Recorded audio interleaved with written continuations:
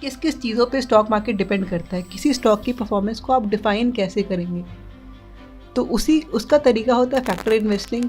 तो किसी भी पोर्टफोलियो को, जैसे लोग पहले सोचते थे कि सारा रिटर्न एक मैनेजर की तरफ से आ रहा है, जैसे ही रिसर्च बढ़ी तो लोग ये समझने लगे कि हर स्टॉक का कुछ कंपोनेंट तो सिर्फ इक्विटी मार्केट की तरफ से आ रहा है, जो मार्केट बीटा होता है, और बाकी पोर्शन आपकी स्टॉक पिकिंग एबिलिटी से आ रहा है।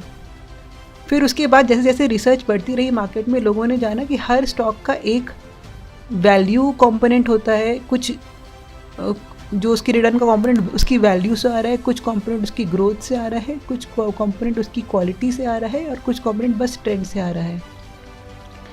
तो ऐसे कुछ मैथमेटिकल मॉडल होते हैं जिसके थ्रू हम हर स्टॉक की परफॉर्मेंस को इन कंपोनेंट्स में ब्रेक कर देते हैं, जिसकी वजह से जो स्टॉक पिकिंग का जो कंपोनेंट है वो बहुत छोटा हो जाता है, और ये बड़े बड़े फैक्टर्स के थ्रू आप काफ़ी चीज़ें एक्सप्लेन कर सकते हैं।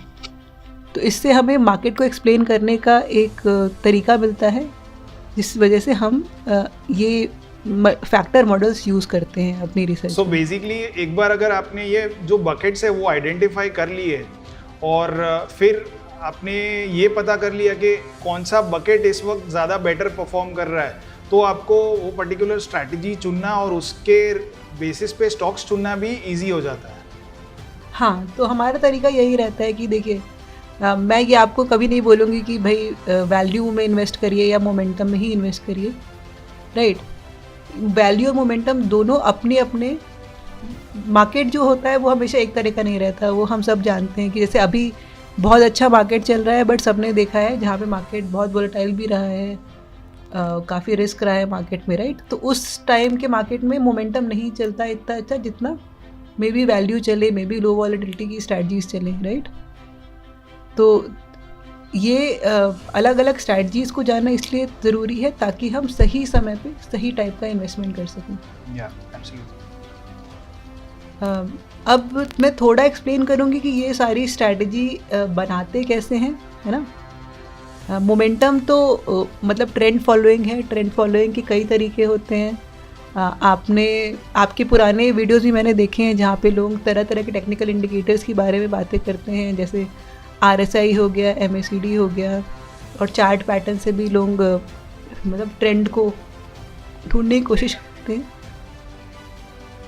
तो मोमेंटम तो प्राइस वॉल्यूम से डिफ़ाइन होता है। उसके अलावा अगर आप बात करें तो जो वैल्यू लोग कहते हैं उसमें क्या तरीका होता है कि लोग प्राइस टू बुक वैल्यू या फिर प्राइस टू अर्निंग इस तरह के रेशियोज देखते हैं, और जो कंपनियां अपनी इंडस्ट्री में अंडर वैल्यूड हैं उनमें इन्वेस्ट करते हैं। अगर आप ग्रोथ की बात करें तो लोग उनकी अर्निंग ग्रोथ या रेवेन्यू ग्रोथ वगैरह देखते हैं, और जो कंपनियां ज़्यादा अच्छा ग्रोथ दिखा रही हैं उनमें इन्वेस्ट करते हैं। अगर आप वहीं क्वालिटी की बात करें तो कई तरीके होते हैं क्वालिटी जानने की कंपनी का, जैसे कि उसकी अर्निंग क्वालिटी, उसका रिटर्न ऑन अर्निंग, और बहुत सारे रेशियोज़ होते हैं जिस पे आप ये एनालिसिस करके क्वालिटी कंपनियां चूज़ कर सकते हैं। डिविडेंड की बात करें तो आप डिविडेंड यील्ड होती है कंपनी की, इस हिसाब से चूज़ कर सकते हैं। और एक और काफ़ी इंटरेस्टिंग फैक्टर्स भी होते हैं, जैसे कि एक हो गया आपका साइज़ फैक्टर, जिसमें क्या होता है कि छोटी कंपनियां बड़ी कंपनियों से ज़्यादा अच्छा परफॉर्म करती हैं, क्योंकि छोटी कंपनी काफ़ी तेज़ी से ग्रो कर सकती हैं। वो बहुत छोटी स्केल में है, जब उनमें ग्रोथ आती है तो वो बहुत रैपिडली आती है। और इंडिया में अलग अलग फैक्टर्स होते हैं जो वर्ल्ड में भी ना हो, जैसे कि आपके प्रमोटर होल्डिंग पे होता है, कितना पोर्शन फॉरेन फंड्स आपको होल्ड कर रही हैं कंपनी का, वो भी काफ़ी फ़ायदा होता है उससे भी कंपनीज में।